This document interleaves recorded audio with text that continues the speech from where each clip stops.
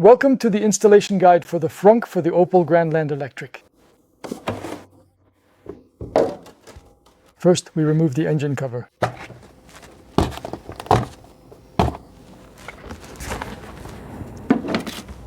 Then we will need to carefully add additional robust fasteners at 3 specific mounting points, more precisely right here at this exact location, where they are most needed. On this threaded bolt, then here at this particular thread on the engine block, and also at the lower left on this threaded bolt. For this purpose, we've included these small parts, and as tools, you'll need a 5mm Allen key and a 12mm open-end wrench. Let's start with the first mounting point at the rear right. Simply take this ball stud with the internal thread and place it here. Then screw it in with moderate force, about 5 Nm tight. Now we move on to the second point.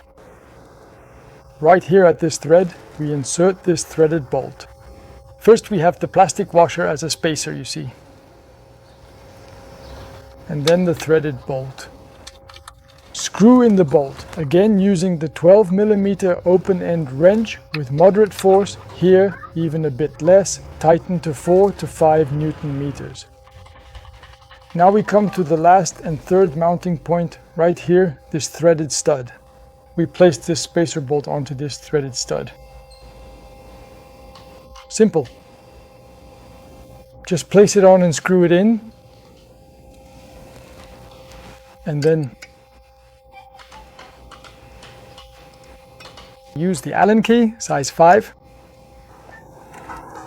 Again, tighten with moderate force. Now we just need to mount the rubber buffer onto the Frunk. Position this included sliding nut or T-nut, like this on the Frunk. Attach the bracket and secure it from the inside with the M8 screw.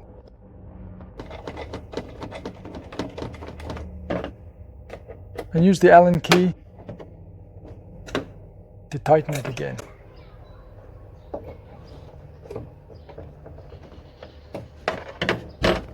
After tightening, this bracket with the buffer is firmly attached to the Frunk.